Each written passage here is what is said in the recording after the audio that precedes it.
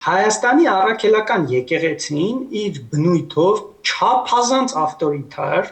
այդ եկեղեցու սպասավորները իրենց մտածողությամբ չափազանց այսպես միջնադարյան պատկերացումներ ունեցող մարդիկ են, ընդ որում նույնիսկ նրանք, ովքեր որ դեմ են հիմա կտրիչ Ներսյանին, հա, իրենք խոսում են, մենք տեսնում ենք, այն մեկը որ ասել էր, թե իր երազած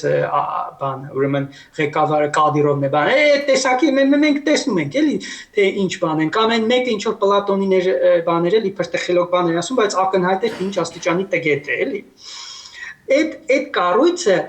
տգիտության, խավարամտության, ավտորիտարիզմի եւ ժամանակակից աշխարհի բարոյական նորմերի տեսակետից վատագույն նորմեր մարմնավորող մի կառույց է։ Այդ կառույցը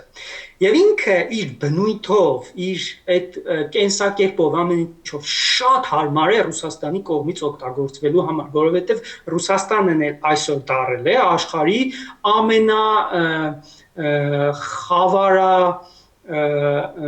խավարասեր, չգիտեմ ինչ բառեր օգտագործեմ, ամենավատ եւ մարդկության բարոյականության տեսակետից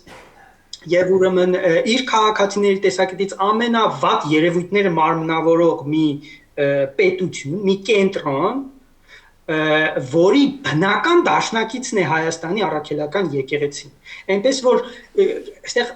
ես չեմ պատկերացնում ինչ որ մի սցենար, որ այդ Հայաստանի առաքելական եկեղեցին, այդ իր հիերարխիկ դրվածքով, այդ խավարամտությամբ ու ստրկամտությամբ, իր սպասավորներով հանկարծ ու դիմադրի Ռուսաստանին կամ չծառա, իրենք են վազելու բան անելու, իրենք են վազելու ասելու